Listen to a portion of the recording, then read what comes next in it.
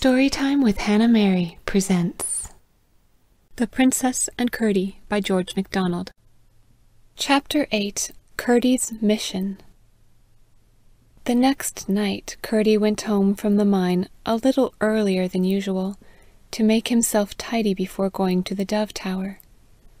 The princess had not appointed an exact time for him to be there. He would go as near the time he had gone first as he could. On his way to the bottom of the hill, he met his father coming up.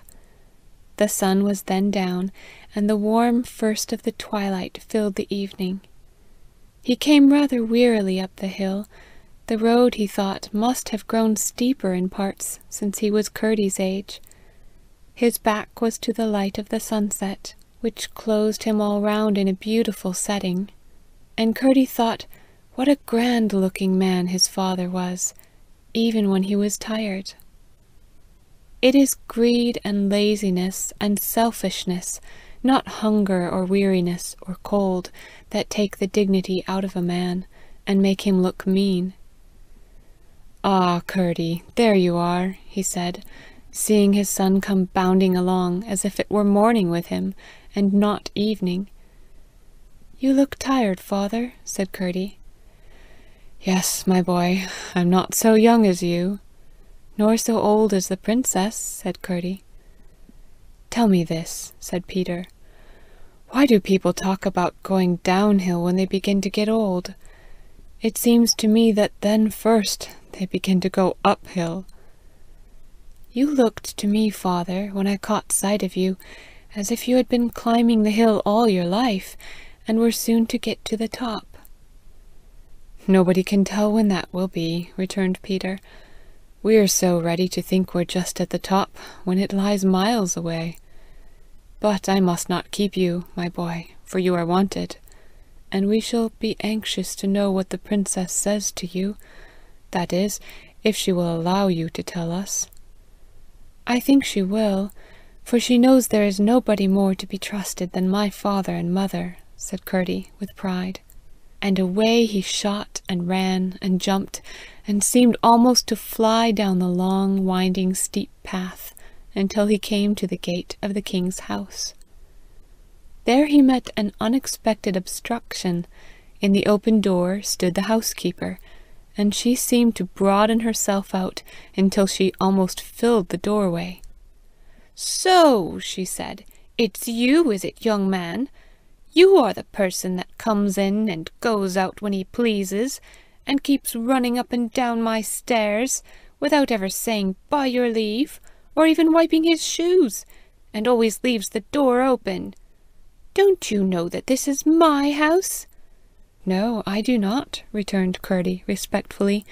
"You forget, ma'am, that it is the king's house." "That is all the same. The king left it to me to take care of, and that you shall know." "Is the king dead, ma'am, that he has left it to you?" asked Curdie, half in doubt from the self-assertion of the woman. "Insolent fellow!" exclaimed the housekeeper. "Don't you see by my dress that I am in the king's service?" "And am I not one of his miners?" "Ah, that goes for nothing. I am one of his household. You are an out-of-doors labourer. You are a nobody. You carry a pickaxe. I carry the keys at my girdle. See?" "But you must not call one a nobody to whom the king has spoken," said Curdie.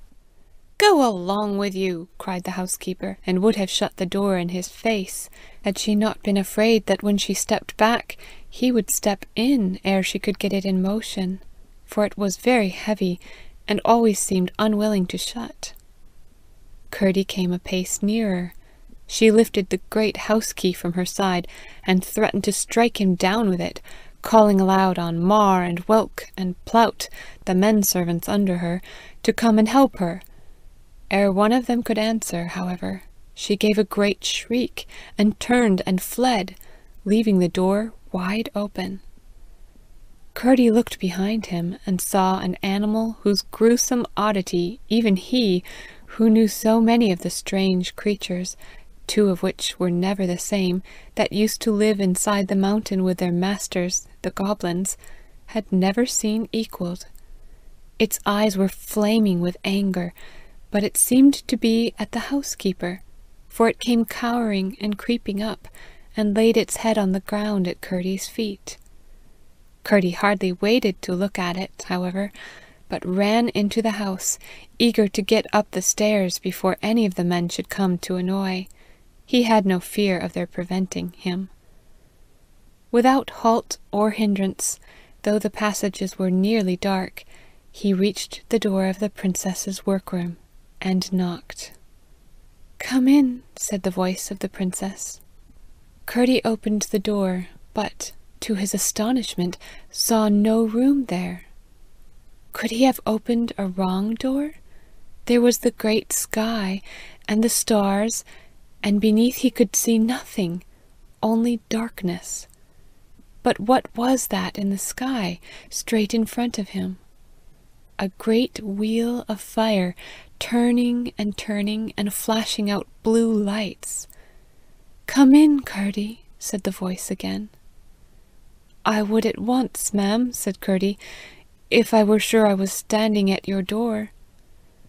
"Why should you doubt it, Curdie?" "Because I see neither walls nor floor, only darkness and the great sky." "That is all right, Curdie. Come in." Curdie stepped forward at once. He was indeed, for the very crumb of a moment, tempted to feel before him with his foot, but he saw that would be to distrust the princess, and a greater rudeness he could not offer her.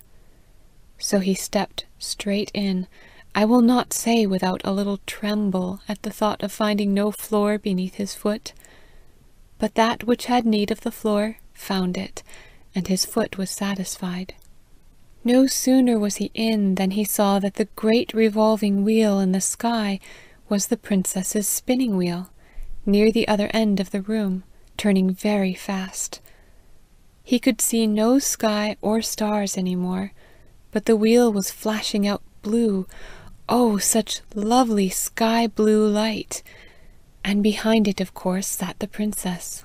But whether an old woman as thin as a skeleton leaf, or a glorious lady as young as perfection, he could not tell for the turning and flashing of the wheel.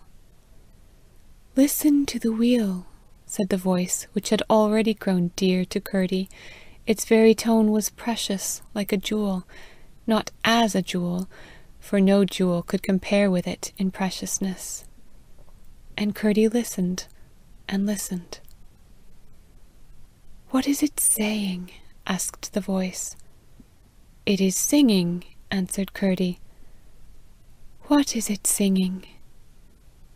Curdie tried to make out, but thought he could not, for no sooner had he got a hold of something than it vanished again.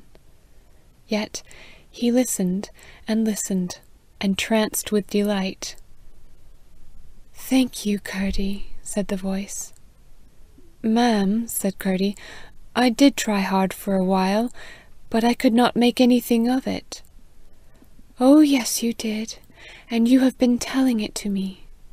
Shall I tell you again what I told my wheel, and my wheel told you, and you have just told me without knowing it?"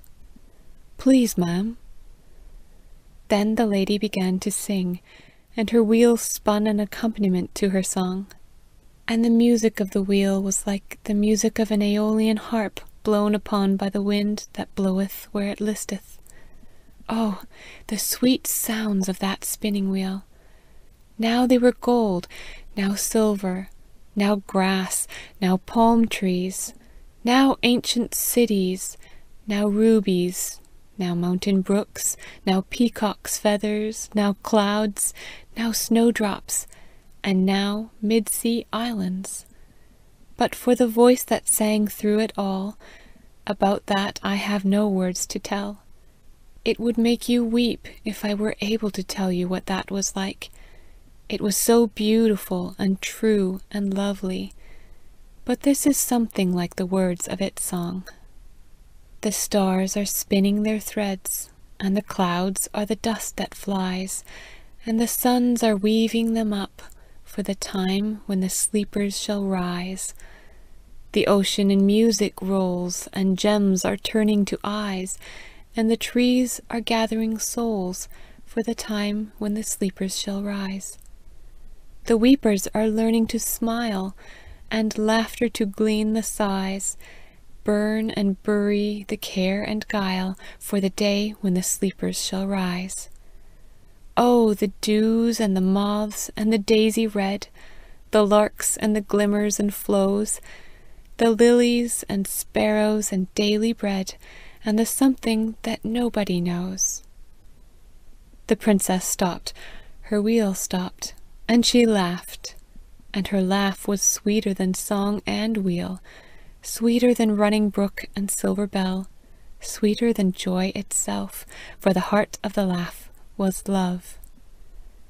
"Come now, Curdie, to this side of my wheel, and you will find me," she said, and her laugh seemed sounding on still in the words, as if they were made of breath that had laughed. Curdie obeyed and passed the wheel, and there she stood to receive him, fairer than when he saw her last, a little younger still, and dressed not in green and emeralds, but in pale blue, with a coronet of silver set with pearls, and slippers covered with opals that gleamed every colour of the rainbow. It was some time before Curdie could take his eyes from the marvel of her loveliness. Fearing at last that he was rude, he turned them away, and behold, he was in a room that was for beauty marvellous. The lofty ceiling was all a golden vine, whose great clusters of carbuncles, rubies, and chrysoberyls hung down like the bosses of groined arches, and in its centre hung the most glorious lamp that human eyes ever saw, the silver moon itself, a globe of silver as it seemed, with a heart of light so wondrous potent that it rendered the mass translucent, and altogether radiant. The room was so large that, looking back, he could scarcely see the end at which he entered, but the other was only a few yards from him, and there he saw another wonder. On a huge hearth a great fire was burning, and the fire was a huge heap of roses, and yet it was fire. The smell of the roses filled the air, and the heat of the flames of them glowed upon his face. He turned an inquiring look upon the lady, and saw that she was now seated in an ancient chair, the legs of which were crusted with gems, but the upper part like a nest of daisies and moss and green grass. "Curdie," she said in answer to his eyes, "you have stood more than one trial already, and have stood them well. Now I am going to put you to a harder. Do you think you are prepared for it?"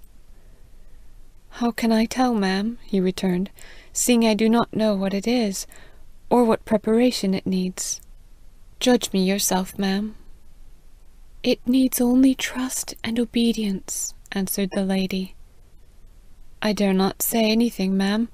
If you think me fit, command me." "It will hurt you terribly, Curdie, but that will be all. No real hurt, but much real good will come to you from it." Curdie made no answer, but stood gazing with parted lips in the lady's face. "Go and thrust both your hands into that fire," she said quickly, almost hurriedly. Curdie dared not stop to think. It was much too terrible to think about. He rushed to the fire, and thrust both his hands right into the middle of the heap of flaming roses, and his arms halfway up to the elbows. And it did hurt, but he did not draw them back. He held the pain as if it were a thing that would kill him if he let it go, as indeed it would have done. He was in terrible fear lest it should conquer him, but when it had risen to the pitch that he thought he could bear it no longer, it began to fall again, and went on growing less and less, until by contrast with its former severity, it had become rather pleasant. At last it ceased altogether, and Curdie thought his hands must be burnt to cinders, if not ashes, for he did not feel them at all. The princess told him to take them out and look at them. He did so, and found that all that was gone of them was the rough, hard skin. They were white and smooth like the princess's. "Come to me," she said. He obeyed, and saw, to his surprise, that her face looked as if she had been weeping. "Oh, princess, what is the matter?" he cried. "Did I make a noise and vex you?" "No, Curdie," she answered, "but it was very bad." "Did you feel it too, then?" "Of course I did. But now it is over, and all is well. Would you like to know why I made you put your hands in the fire?" Curdie looked at them again, then said, "To take the marks of the work off them, and make them fit for the king's court, I suppose?" "No, Curdie," answered the princess, shaking her head, for she was not pleased with the answer. "It would be a poor way of making your hands fit for the king's court, to take off them all signs of his service. There is a far greater difference on them than that. Do you feel none?" "No, ma'am." "You will, though, by and by, when the time comes. But perhaps even then you might not know what had been given you. Therefore I will tell you.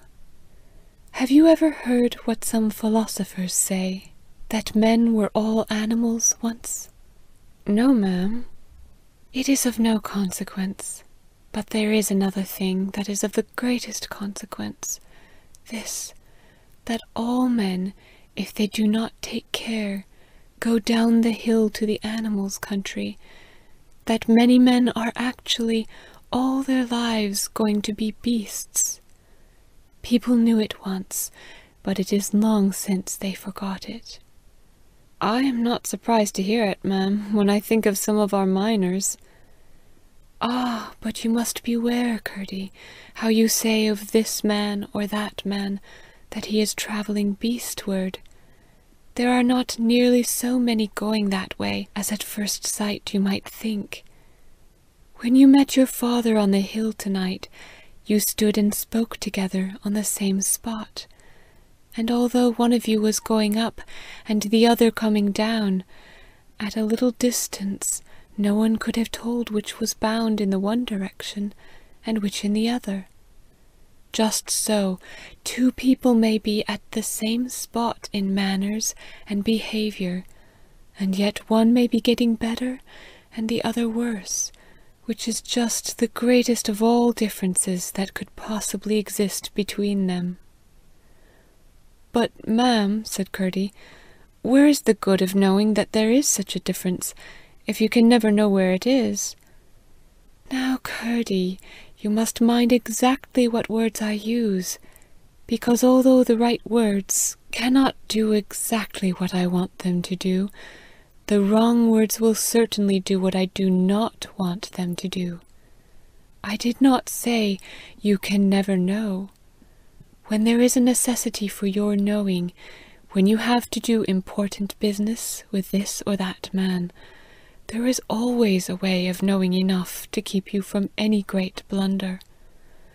And as you will have important business to do by and by, and that with people of whom you yet know nothing, it will be necessary that you should have some better means than usual of learning the nature of them. Now listen. Since it is always what they do, whether in their minds or their bodies, that makes men go down to be less than men, that is, beasts, the change always comes first in their hands, and first of all in the inside hands, to which the outside ones are but as the gloves. They do not know it, of course, for a beast does not know that he is a beast, and the nearer a man goes to being a beast, the less he knows it.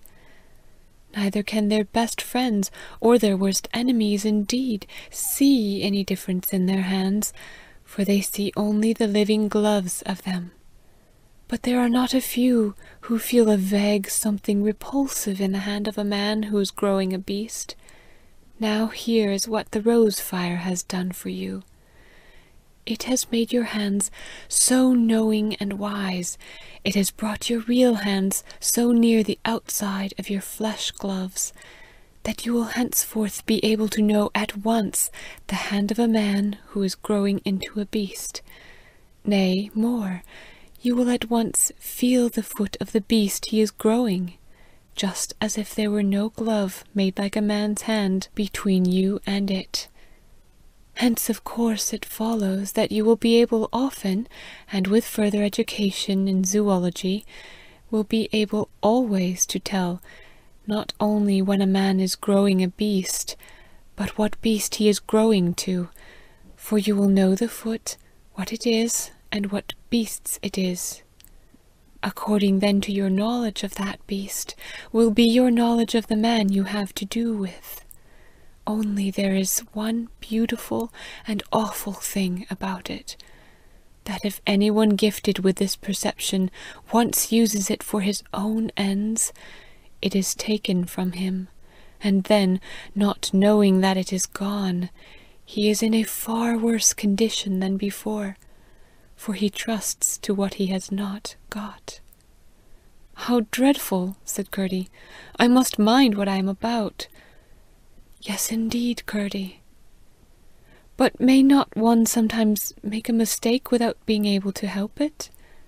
"Yes, but so long as he is not after his own ends, he will never make a serious mistake."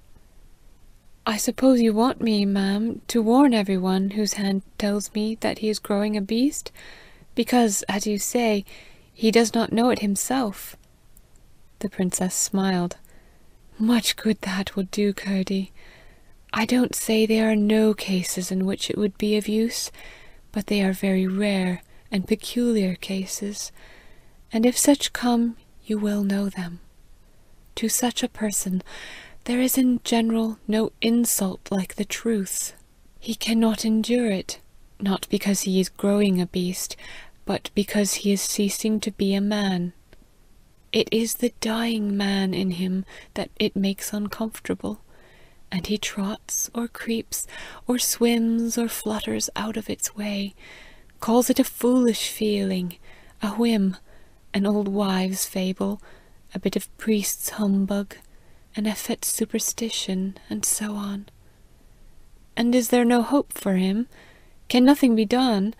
It's so awful to think of going down, down, down like that." "Even when it is his own will?" "That's what seems to make it worst of all," said Curdie. "You are right," answered the princess, nodding her head. "But there is this amount of excuse to make for all such, remember, that they do not know what or how horrid their coming fate is. Many a lady, so delicate and nice that she can bear nothing coarser than the finest linen to touch her body, if she had a mirror that could show her the animal she is growing to, as it lies waiting within the fair skin, and the fine linen, and the silk, and the jewels, would receive a shock that might possibly wake her up. Why then, ma'am, shouldn't she have it?" The princess held her peace. "Come here, Lena," she said, after a long pause. From somewhere behind Curdie crept forward the same hideous animal which had fawned at his feet at the door, and which, without his knowing it, had followed him every step up the dove tower. She ran to the princess and lay down at her feet, looking up at her with an expression so pitiful that in Curdie's heart it overcame all the ludicrousness of her horrible mass of incongruities. She had a very short body, and very long legs made like an elephant's, so that in lying down she kneeled with both pairs. Her tail, which dragged on the floor behind her, was twice as long and quite as thick as her body. Her head was something between that of a polar bear and a snake. Her eyes were dark green, with a yellow light in them. Her underteeth came up like a fringe of icicles, only very white, outside of her upper lip. Her throat looked as if the hair had been plucked off. It showed a skin white and smooth. "Give Curdie a paw, Lena," said the princess. The creature rose, and lifting a long foreleg, held up a great dog-like paw to Curdie. He took it gently, but what a shudder, as of terrified delight, ran through him, when, instead of the paw of a dog, such as it seemed to his eyes, he clasped in his great mining fist the soft, neat little hand of a child. He took it in both of his, and held it as if he could not let it go. The green eyes stared at him with their yellow light, and the mouth was turned up towards him with its constant half-grin, but there was the child's hand. If he could but pull the child out of the beast! His eyes sought the princess. She was watching him with evident satisfaction. "Ma'am, here is a child's hand," said Curdie.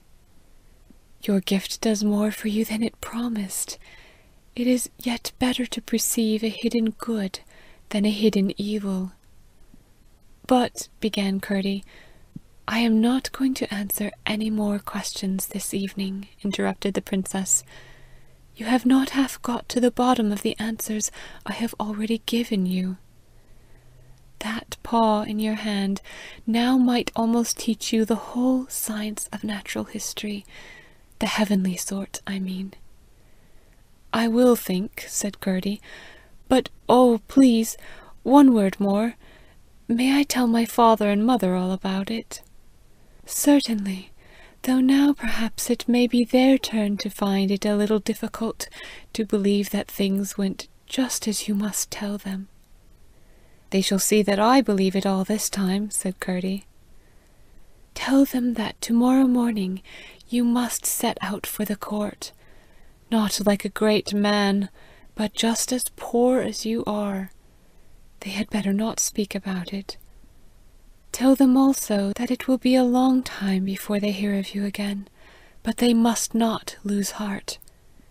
And tell your father to lay that stone I gave him last night in a safe place, not because of the greatness of its price, although it is such an emerald as no prince has in his crown, but because it will be a news-bearer between you and him. As often as he gets at all anxious about you, he must take it and lay it in the fire, and leave it there when he goes to bed. In the morning he must find it in the ashes, and if it be as green as ever, then all goes well with you.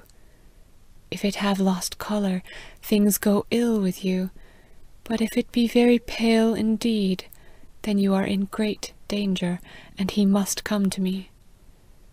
"Yes, ma'am," said Curdie. "Please, am I to go now?"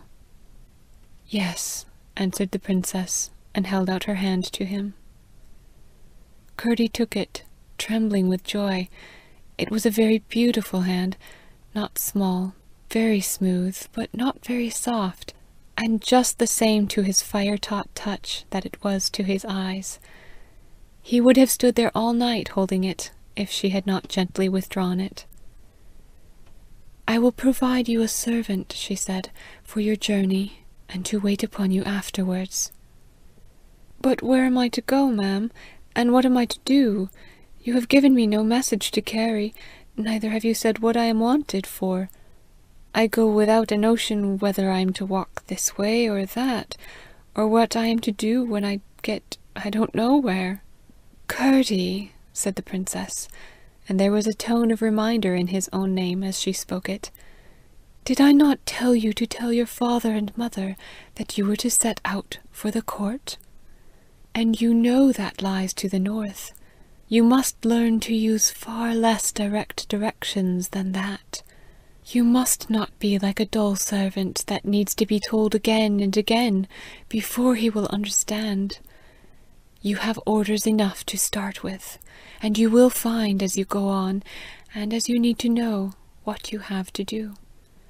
But I warn you that perhaps it will not look the least like what you may have been fancying I should require of you. I have one idea of you and your work, and you have another. I do not blame you for that. You cannot help it yet. But you must be ready to let my idea, which sets you working, set your idea right. Be true and honest and fearless, and all shall go well with you and your work, and all with whom your work lies, and so with your parents. And me too, Curdie," she added, after a little pause. The young miner bowed his head low, patted the strange head that lay at the princess's feet, and turned away. As soon as he passed the spinning wheel, which looked, in the midst of the glorious room, just like any wheel you might find in a country cottage, old and worn and dingy and dusty, the splendor of the place vanished, and he saw but the big bare room he seemed at first to have entered, with the moon, the princess's moon, no doubt, shining in at one of the windows upon the spinning wheel. End of Chapter 8.